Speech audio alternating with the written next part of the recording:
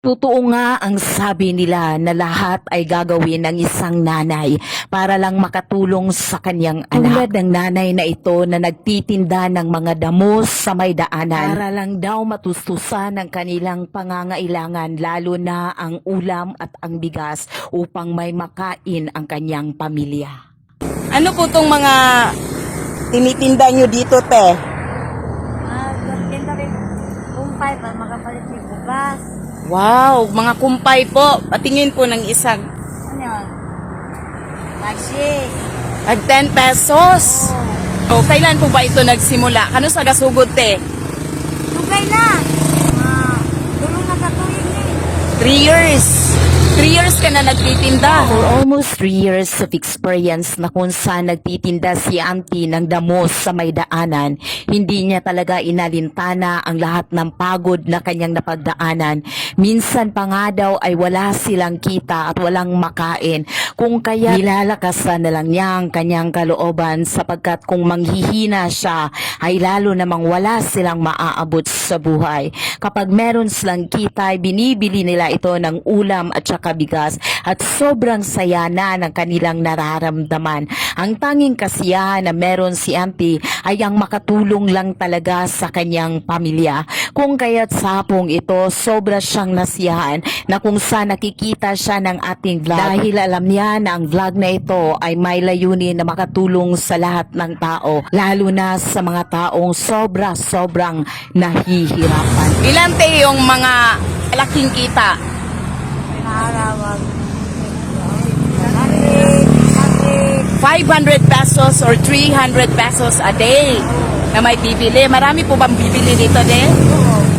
Yung pinakamalait na kita, 200. 200 pesos. So ano yung mga binibili mo kapag nakakita ka na, te? May meron ka ng kita? May kaling bugas. Sutan. Ayan, so bibili ni auntie ng bigas, tapos ulam, kapag meron po silang abot or kita dito sa pagtitinda ng kumpay. Asa po ka nagkuhaan ni te? Bulat. Si Bulan, sobrang napakalayo nun. Oo. Super talaga, grabe po yung mga paghihirap ni auntie, guys, kasi mula pa pala talaga ito sa Sigulan. Sino ba naman ang nag-aakala na sobrang layo pala ang mga pinanggagalingan ng mga damong ito, mula pa sa Sibulan hanggang Bakong? Sobrang napakalayo ito kapag iisipin natin, lalo na kapag buhat-buhat lang nila ito. Hindi ko man alam kung bakit nga ba ito yung nasa puso nila. Isa lang ang alam ko, masaya sila sa mga bagay na ginagawa nila. Sa puntong ito ay pinakita sa atin ni auntie kung paano nila piniprepare ang kanilang panindang damo. So ganito po pinapakita ni auntie sa atin.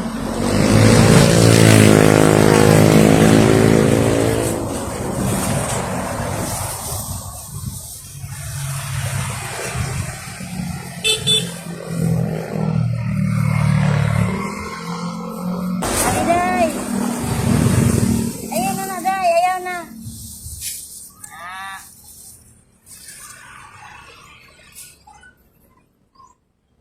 Para ma-anin.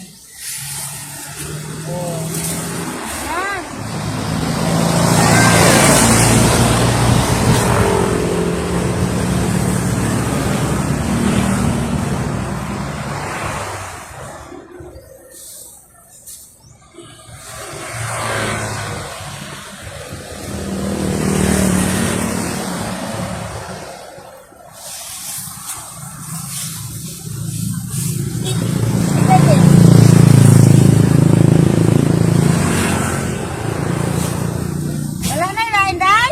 Ay.